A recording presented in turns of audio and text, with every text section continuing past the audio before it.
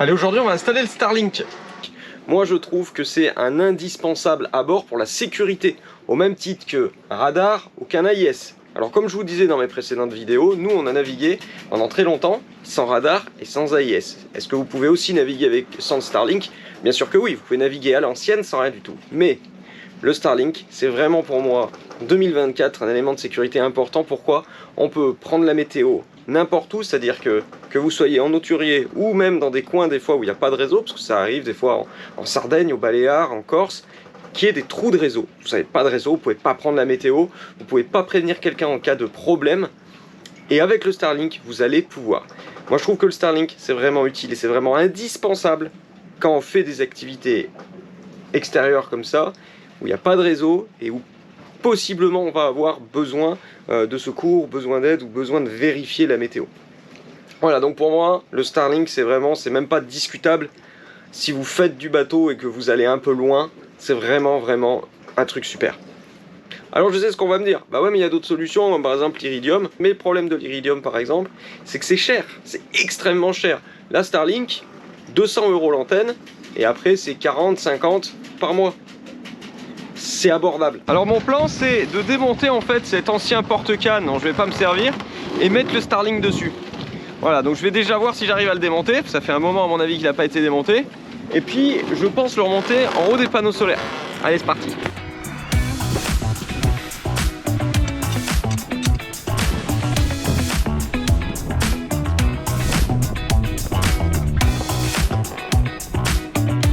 Alors le but du jeu ça va être d'essayer de mettre le Starlink sur ça. Voilà. Et après de venir mettre l'antenne. Donc qui est l'antenne ici là. Alors on a des petites vis. Bon ça y est, j'ai fini de visser donc l'adaptateur Starlink sur mon ancien support canne à pêche. Je pense qu'il est largement assez solide. Avant d'installer le porte-canne, je me suis rendu compte qu'il y avait des petites entretoises en fait en plastoc là, et elles tiennent pas dans le petit montant. Le problème c'est que je sens qu'en voulant l'installer, je vais les perdre à l'eau. Donc, je vais mettre un petit coup de néoprène, comme ça va les tenir tout seul. Voilà, mon père c'est content de moi. Là, je me demande si à la base ils étaient pas collés ces trucs. C'est marrant parce que quand j'ai fait la première vidéo de présentation du bateau, c'était la première fois que je le voyais depuis très longtemps, je venais d'arriver, j'étais un peu stressé, et pas stressé de faire la vidéo, hein, parce que faire la vidéo c'est toujours un plaisir, jamais de stress quand je fais des vidéos, mais un stress de connaître ce nouveau bateau, en fait ça m'a fait bizarre au début, moi je suis resté pratiquement 6 ans, 7 ans sur Corail, ça me faisait bizarre au début et je me sentais pas chez moi, voilà. Et là maintenant, c'est un bonheur ce bateau. Franchement, je l'adore quoi. Je l'adore, mais c'est incroyable comme j'adore ce bateau. C'est vraiment le plan de pont pour moi idéal, le plan d'intérieur idéal. Enfin, vous voyez, rien que là, on discute. J'allume l'autre caméra, mais on discute, c'est incroyable. Je vois dehors, je vois toute la vue dehors, c'est beau. Et là, je suis au port. J'imagine au mouillage quand on va être là, posé, on va se lever, paf, on va regarder dehors. Enfin, c'est tellement bien pour faire les quarts de nuit, pour voyager quoi. C'est un bateau incroyable quoi. Tu tournes, t'as 360, c'est lumineux, non c'est... Oh, je surkiffe. J'avoue que ma mère m'a offert un micro-ondes. Au début je me suis dit, un micro-ondes dans un bateau c'est une hérésie. Et là vous allez rire, depuis qu'elle me l'a offert, j'arrête pas de m'en servir quoi. Bon après là on est au port, on est ok, je pense qu'au mouillage... Au mouillage j'ai monté tout un petit système, je vous montrerai, pour pouvoir éventuellement me servir, alors peut-être pas du micro-ondes quand même, quoi qu'à celui-là ce qui est bien c'est qu'il fait du 200 watts, donc je pense qu'à 200 watts pour faire chauffer un plat vite fait, vous allez me dire ouais tu peux le faire au gaz, mais au gaz déjà c'est plus lent, et puis ça consomme du gaz, après il faut aller faire les recharges, des fois c'est compliqué, alors que là avec le micro-ondes, en fait avec l'énergie solaire en plein midi pour faire réchauffer un petit plat vite fait, c'est super pratique. Je viens d'avoir mes potes Cliff et Françoise sur WhatsApp, parce qu'on a un petit groupe WhatsApp ensemble, et je leur dis, ils me disent ah on est où, on est au resto, je leur dis moi c'est repas micro-ondes aujourd'hui. Françoise elle me dit mais t'es sérieux, tu peux pas te cuisiner un truc? Je dis mais j'ai pas le temps. Et là pourquoi ils me disent en fait faut que j'installe le Starlink, faut que je prépare le bateau à la navigation, mais c'est surtout que quand vous avez un problème pas habituel, genre là moi c'est la jambe dans cette botte de marche avec cette fracture, et ben tout met 3 fois plus de temps. Alors déjà que d'habitude je suis pas rapide, moi j'aime bien prendre le temps, mais alors là, voilà, rien de descendre pour les escaliers ça met 10 minutes, vous comptez x3, c'est comme au pré, c'est comme quand on est au pré avec un bateau. Bon allez, après la petite pause repas là, hop on va y retourner. Pas mal de vent aujourd'hui, ça va être compliqué pour parler à la GoPro déjà. Bon normalement, petit micro là il gère bien le son, on va voir. Bon j'ai préparé mon support là, je vais aller le poser à l'arrière et on va faire un petit essai hein, tout simplement, voir si ça marche bien. Oh j'ai presque failli oublier mes petits trucs à coller moi. Bon alors c'est parti. Alors, encore faut-il les coller comme il faut. Donc lui il va, j'imagine, là. Voilà. Et l'autre, c'est parti. Putain j'ai failli me louper. Le problème de la néoprène c'est qu'on n'a pas le droit à refaire après. Voilà. Bon, j'imagine qu'il y avait peut-être les mêmes de l'autre côté, mais visiblement ils ont disparu. J'ai peur que la dimension du tube d'inox soit plus petite là que ce sur quoi il était. Et du coup, je pense que j'arriverai pas à serrer, donc je vais faire le test tout de suite. Bon, bah comme je le pensais, en fait, le problème c'est que les petites entretoises là, elles arrivent vraiment contre-contre. Donc il faudrait que j'arrive à trouver un truc à intercaler là. L'idéal, ça aurait été d'avoir l'espèce de plastique qu'il y a sur l'autre pièce. Et pour serrer, mais je l'ai plus. Ouais, il n'était pas sur le dessus, donc faut que je trouve une solution autre. Bon, du coup j'ai trouvé de la sangle et je pense que je vais utiliser cette sangle pour faire un espèce de joint. Ça sera pratique puisque la sangle normalement c'est assez rigide. Si j'en mets 2 couches, ça devrait être parfait. J'ai juste à couper et ça tombe bien parce que j'ai de la colle néoprène. On va couper là.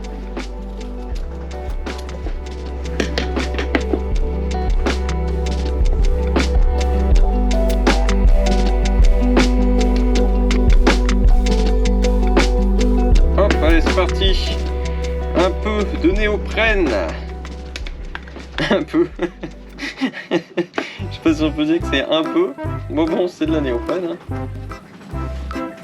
Et quelques minutes plus tard, alors c'est parti, c'est peut-être pas des plus jolis, j'aurais pu faire peut-être plus beau, mais en tout cas à mon avis ça va marcher, et c'est ça l'important, puis ça va, c'est pas trop moche, là où c'est ça va pas se voir, faut pas non plus titiller, hein.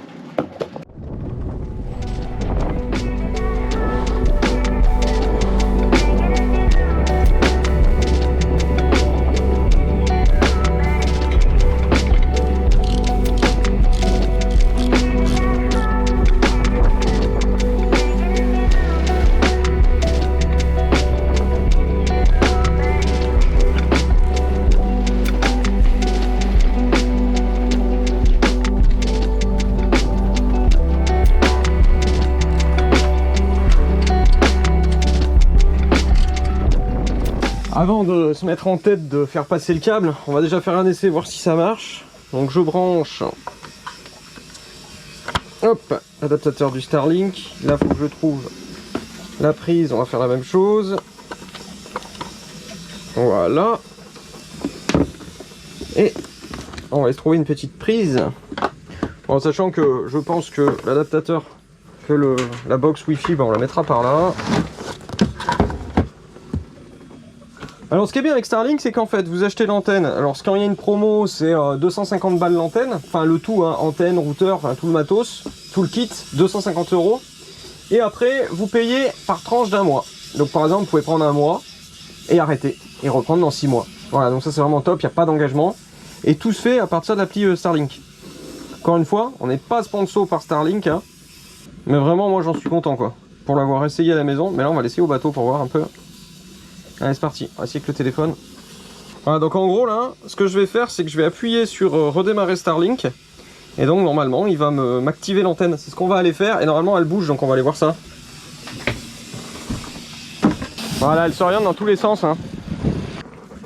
Voilà, donc là il me dit qu'il a trouvé les satellites et qu'il va tenter d'accéder au réseau Starlink. Voilà, tout simplement. J'ai un petit coup de fatigue là.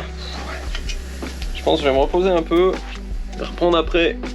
Ça y est, le Starlink marche, c'est top, il s'oriente tout seul, il se débrouille. Et 150 en vitesse de download, 20 en upload. 20 en upload, c'est pas extraordinaire pour ceux qui connaissent, Voilà, la fibre c'est plutôt 600 en download et 200 en upload.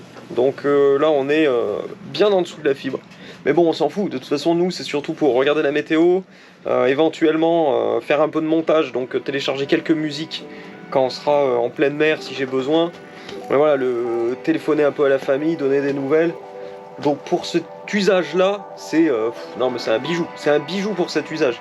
C'est vrai que si vous comptez jouer à la PS5 en ligne en plein océan, ouais non ça va pas marcher. Voilà, vous regardez Netflix en pleine mer, mais bon, je vois pas non plus l'intérêt. Quoique, regarder Netflix en pleine mer, ça marcherait. C'est vraiment l'upload, c'est si on compte uploader des vidéos en pleine mer, bon on le fera si par exemple on reste 10 jours en mer, bah tant pis, ça sera un peu plus long. Mais voilà, pour l'aspect sécurité, c'est un bijou. Moi je suis trop content, parce que là je vais pouvoir avoir accès à la météo tout le temps, c'est génial, génialissime. Allez, je me motive, faut que j'aille absolument au chip pour trouver en fait un passe-coque qui va correspondre à cet embout. Donc je pense qu'il faut vraiment qu'il soit un peu gros pour passer ça. Et après que ça soit quand même étanche pour le fil. Donc on va voir si on trouve. Allez, c'est parti. On y va. Bon, je viens d'aller à la capitainerie parce qu'il y a un rebondissement dans l'affaire du chariot volé. C'était mon pote Robert, celui qui est sur le bateau d'à côté. En fait, quand il est passé hier matin, il a vu le chariot dans l'annexe et il s'est dit il va se le faire voler, c'est sûr. Donc il l'a pris et il l'a mis en sécurité, donc il vient de me le rapporter. Bon, donc je viens d'aller voir la capitainerie en disant bon, on m'a rien volé. On me l'avait bien pris, ça c'est sûr, je n'avais pas menti. Mais c'était un pote pour empêcher le vol. Alors ce qui est marrant, c'est que j'ai activé un timelapse, c'est-à-dire une accélération du temps. Donc je pense que la marche qui va me mettre 30 minutes, ça va paraître 10 secondes avec ça. Vous allez vous dire, il est super rapide. Non, je suis pas rapide. Ouais, je sais ce que vous allez me dire, c'est pas si long que ça. C'est vrai, quand on marche normal, c'est pas si long que ça. Mais là, avec cette jambe de force, où j'ai l'impression d'être Robocop, eh ben j'ai l'impression de faire 5 km de marche.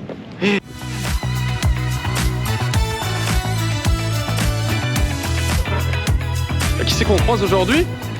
Salut la team, c'est Mougli. Aujourd'hui on se retrouve pour une nouvelle vidéo, alors likez, commentez, partagez la vidéo. Aujourd'hui je suis avec mon ami Ginis. Filmez-le, vous pouvez le filmer. Mon ami Kélian. Salut. Je vais l'ajouter sur Snapchat Gorita 5, j'aime beaucoup les filles. Et là il y a mon ami Nigato. On est là avec le boire. Avec Corail, abonnez-vous. Venez encore sa Propriane, Paratel, on vous attend nombreux. Ils sont super sympas, franchement, ils sont cool. Ils sont souvent par là. Allez, je vais aller percer le pont. Alors ça fait toujours peur de percer le pont, j'aime pas ça, mais bon, faut bien. Et petite astuce, petit tips, quand vous percez, ça paraît con, hein, mais vérifiez en dessous qu'il n'y a rien. C'est toujours important, parce que souvent on se dit allez on perd, et on oublie de regarder ce qu'il y a dessous. Bon ça y est, le trou est fait, en tout cas c'est du costaud, hein. La coque c'est ça d'épaisseur. Il y a ça de polyester, ça de bois et encore ça de polyester dessous. Donc voilà, je suis rassuré pour la solidité du bateau. Alors normalement, si je me suis pas gouré, j'ai bien regardé de l'autre côté. Là, on devrait être dans la cale arrière, on va aller vérifier. Ok, le trou est bien là, on était bon. Bon, ça c'est cool, on était bon. Maintenant, on peut agrandir ce trou.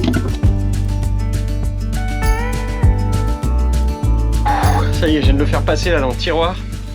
Je pense que pour ce soir, je vais m'arrêter là. Quelle heure il est? Voilà, 18h40. Je vais m'arrêter. Et puis je reprendrai demain le passage final là. Il ne reste pas grand chose, mais bon, je suis pas sûr de le faire ce soir. Bon, finalement, je me suis motivé à faire passer le câble dans tout le bateau.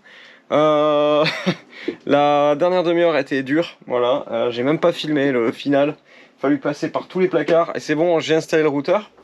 Pour l'instant, j'ai juste mis les câbles. Et demain, il va falloir que je fasse une installation propre. En ce moment, on fait une super promo sur la formation pour apprendre à naviguer. La formation, elle est 100% en ligne avec 118 vidéos et plus de 12 heures de contenu. Elle démarre des bases pour ceux qui ne sont jamais montés sur un bateau pour aller jusqu'à la préparation des traversées en pleine mer. On a aussi créé des guides et des coachings personnalisés. Vous les retrouverez sur notre site internet www.voiliercorail.com. On vous met le lien dans la description de cette vidéo. Quant à moi, je vous dis salut les copains et à bientôt.